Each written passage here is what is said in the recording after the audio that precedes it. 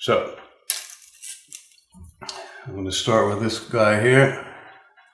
He's nice and rough. So I'm just going to, first we'll get that big lump off. It's all a bit time consuming, this, of course. But if you want to have good strong nail and have that confidence when you're playing that you're not going to snap a nail, especially if you're doing gigs or sessions or things like that where you really can't afford to have your nail break or wear away. Nothing worse than the feeling of being in the middle of a song on stage and all of a sudden you feel your nails are gone. And terrible feeling. So this takes a little while for something like this to get that big lump off. I'm getting there. So I'll come back in a second and show you the results. Okay, well, it's been about 5 minutes. I'm still working on this one here, but only because I did such a lousy job to begin with. But I'm basically removing those lumps. You can see now that it's looking a bit more like a fingernail. There's some kind of tusk. Get that end bit off. You find that if you wind up with a little bit under your nail, that just usually you can just pick it off, just peel it off. Okay, I'll be back in a couple of minutes. A couple of minutes later, you can see I've got all those great big lumps off. You can see that that's the thickness of the stuff. You can look down the end of your finger when you're working on it and see how thick it is. You don't want it to be too thick, and anything too thin, of course, then you're just pretty much back to your nail and it'll probably just pop off. So probably about half a millimeter thick is the best thing. Now you can see there's a bit dangling over the edge there. I'll work on that a bit later on, maybe watching TV tonight. That's the time I find it's good to fine tune all this. But if you look at this one here is not too bad. That one there. So I'll work on those. Where it joins the bare nail here, that line along there, you want that to be nice and nice shallow kind of meeting with the nail. You don't want a lump there or a little ridge or a step, because when you start strumming you'll catch that and yank the whole thing off. So I'll work on these and I'll be back. Okay, well, I've been working on it. I'm getting there. It's a bit of a tedious process, no doubt about it, but it's worth every second of it when you finally get these wonderful little, like steel toe caps, I guess, on the end of your nails. It gives you a lot of confidence. You can really play as hard as you want and always have the same thing happening down there on the end of your fingers. If you've been playing for a couple of hours and all of a sudden you break a fingernail, it takes another half hour then to readjust to the new length. So these ones here, these two fingers here, the initial application was really quite good. So I don't really have much to do to these. That stuff just spread over the nail, and it did a great job.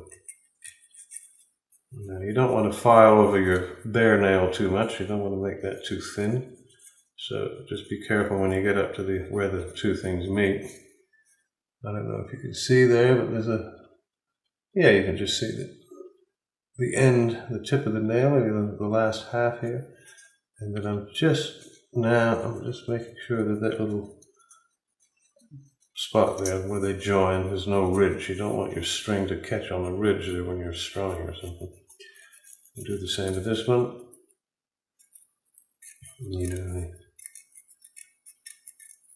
You can feel any little lumps, and when all of a sudden the lump is nice and flat, you can feel the file slide over the whole thing. Sight down the end of your nail. See how thick it is. If it's thicker on one side, just file it down a little bit. It does change the sound, the thickness of this stuff for some reason. Still can't figure out quite why. Affects the sound of the guitar, so to make it a bit boxy if you have great big thick nails. So you don't want them too thick. But you will find that when you've got them all finished, and you've They're very, very strong. It comes in very handy if you were to gig and halfway through you realize you want to adjust the truss rod on your guitar and you forgot your screwdriver. You can just use your finger. Just kidding, of course. Okay. Now, I used to bite my fingernails when I was a kid, so my fingernails have never had quite the right shape to them, but you can see that I'm getting there. And I will just give them one last little file, and I'll come back and show you the end result in a minute. Probably take about another 5 minutes to get them happening, and then maybe tonight while I'm watching TV, I'll just grab a file.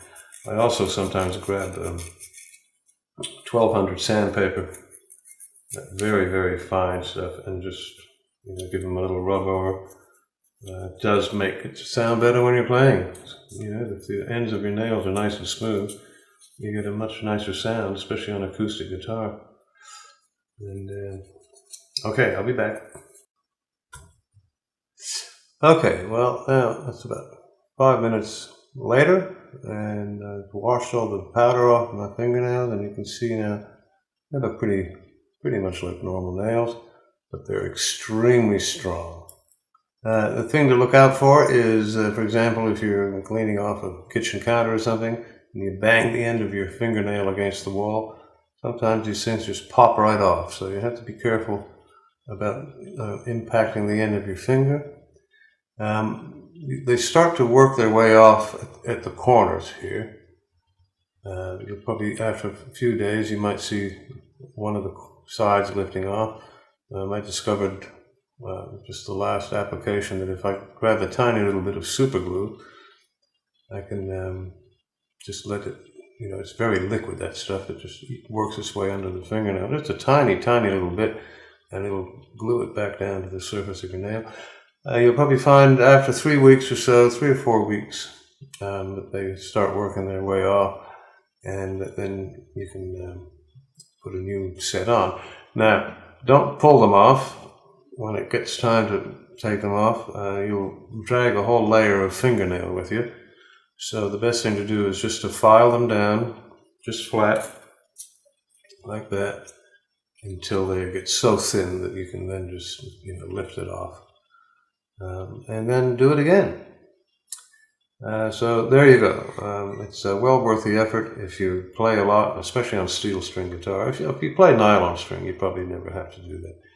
But if you're playing steel string guitar, and especially if you're playing in a band, and you want that confidence that you're not going to wind up with one broken nail, go for it. And I've just checked while my fingernails were drying. If you go to Google and Google acrylic nail kit, there's all kinds of kits you can buy online for very cheap.